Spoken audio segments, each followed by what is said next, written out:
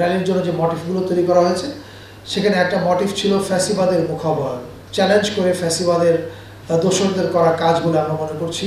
কারণ হচ্ছে আজকে দুইটা অনুষ্ঠান আছে, একটা হচ্ছে মৌলভীবাজারে ফাগুয়া উৎসব হচ্ছে, অনেকগুলো চা বাগানের শ্রমিকরা মিলে একসাথে আয়োজন করছে এবং এটা তাদেরই আয়োজন, আমরা মন্ত্রণালয় থেকে শুধুমাত্র পেছন থেকে সাহায্য করেছি। এবং যেহেতু আপনারা খেয়াল করেছেন যে আমাদের সরকারের এবারের ঘোষণাই হচ্ছে যে অন্তর্ভুক্তিমূলক এবং ব্যাপক চৈত্র সংক্রান্তি এবং বর্ষবরণের অনুষ্ঠান হবে। এটার একটা অংশ হিসাবে ফাগুয়া উৎসবের জন্য আমি এসেছিলাম এবং আজকে সন্ধ্যায় ছিল আবার আমাদের বাউল মেলা সাধুসঙ্গ। তো এই দুটো অনুষ্ঠানের কাজে এসেছিলাম এবং সেই কাজেই বিভাগীয় কমিশনার সাহেব এসেছেন, হয়তো আমরা কথা ছিল আমাদের যাওয়ার আজকে ওখানে, কিন্তু আপনারা জানেন যে গতকাল রাত বা ভোর 4টা থেকে একটা ঘটনার জন্য আমরা সবাই ওই দিকে ব্যস্ত হয়ে পড়েছি। সেটা হচ্ছে জানেন যে চারুকলাতে, ঢাকা ইউনিভার্সিটি চারুকলা ইনস্টিটিউটে বৈশাখের শোভাযাত্রার বর্ষবরণ শোভাযাত্রার যে র্যালির জন্য যে মোটিভগুলো তৈরি করা হয়েছে সেখানে একটা মোটিভ ছিল ফ্যাসিবাদের মুখাবয়ব।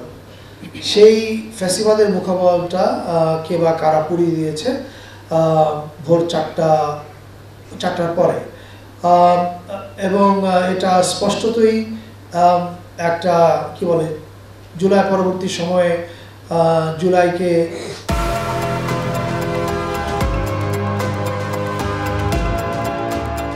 চ্যালেঞ্জ করে ফ্যাসিবাদের দোসরদের করা কাজ বলে আমরা মনে করছি।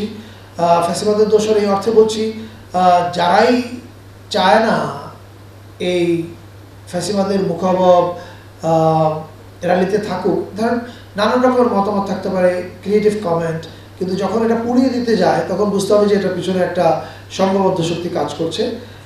সেই শক্তিটার ব্যাপারে সরকার স্পষ্ট একটা অবস্থান ইতিমধ্যে নিয়েছে। আপনারা জানেন যে পুলিশ কাজ করছে এবং দ্রুতই অপরাধীকে গ্রেপ্তার করা হবে।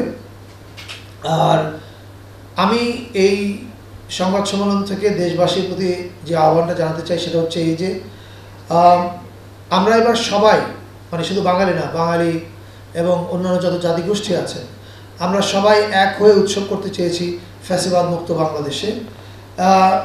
এটা হয়তো অনেকেরই ভালো লাগবে না বা ভালো লাগছে না, এটা আমরা বুঝতে পারছি। এটার উত্তর হচ্ছে আমরা সবাই আরও বেশি করে বর্ষবরণ শোভাযাত্রায় এবং চৈত্র সংক্রান্তির উৎসবগুলোতে যোগ দিব এবং যোগ দেওয়ার মাধ্যমে আমাদের ঐক্য দিয়েই আমরা তাদেরকে পরাজিত করব।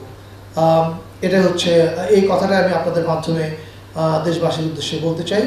আর যেহেতু ঢাকা একটা জরুরি ঘটনা ঘটেছে, আমি আমার সফর সংক্ষিপ্ত করে ঢাকায় ফিরে যাচ্ছি এখন, কিন্তু আমি ভিডিও কনফারেন্সে ফাগুয়া উৎসবের মঞ্চে যুক্ত হব।